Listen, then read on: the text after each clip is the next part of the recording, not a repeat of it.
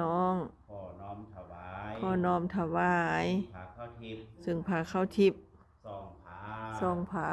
จตุปัจจัยจตุปัจจัยและบริวาร และไสยทานบริวารมีทิชชู่มีน้น้ำมีเจียเนปกินำเจียนำกินเพื่อถวาย พุทธบูชาเป็นพุทธบูชาธรรมบูชาสังฆบูชาแด่พระสงฆ์ขอพระสงฆ์จงรับซึ่งพระข้าวทิพย์และบริวารทั้งปวงนี้เพื่ออุทิศส่วนบุญส่วนกุศลไปถึงดวงวิญญาณของพ่อนอแก้วหมอนใส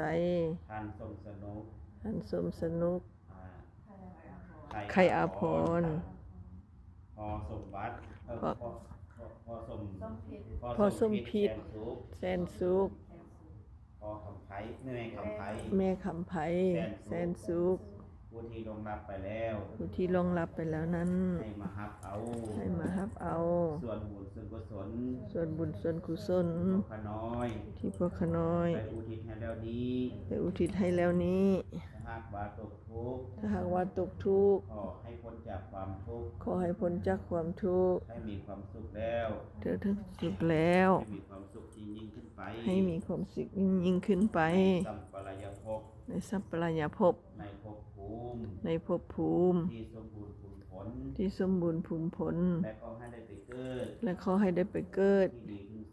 ที่ดีเทิงสุขได้ก็ค้าเถินสาธุ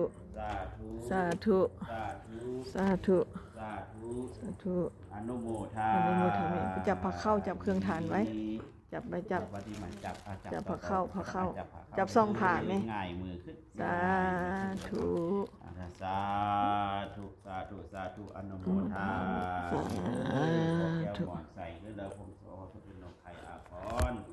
แล้วก็พอส่งที่แสนสุขแล้วก็แม่ส้มไผ่แสนสุขให้มาเอาเด้อสาธุลูกหลาน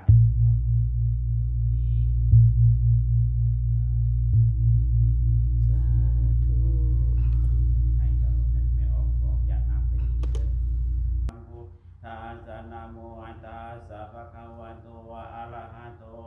สัมมาสัมพุทธัสสะอะนิจจาวัฏสังขาราอุปาทวายาธัมมิโนอุปาสิตวานิรุชันติ